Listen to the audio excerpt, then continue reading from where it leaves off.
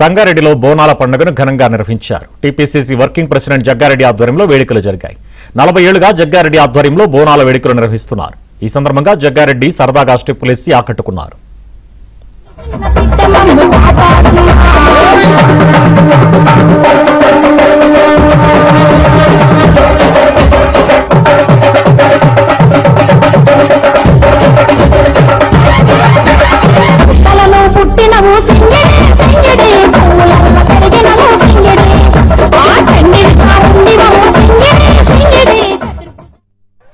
రాహుల్ గాంధీ గారి నాయకత్వంలో కాంగ్రెస్ గవర్నమెంట్ వచ్చిన తర్వాత ముఖ్యమంత్రిగా రేవంత్ రెడ్డితో పాటు మా పిసిసి మహేష్ గౌడ్ గాని మా కేబినెట్ మినిస్టర్లు నిజం చెప్తున్నా కదా, ఈ గవర్నమెంట్ లో హైదరాబాద్ లో గంజాయిని అరికట్టడము, గంజాయిని బ్రేక్ చేయడము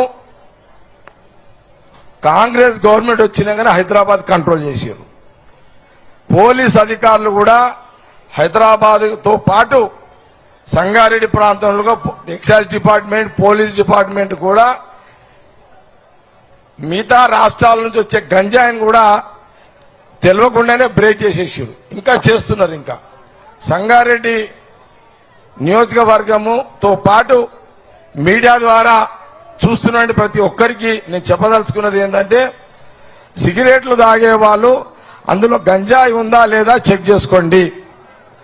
చాక్లెట్లు తినేవాళ్ళు, లేకపోతే అవి బర్గర్స్ తినేవాళ్ళు,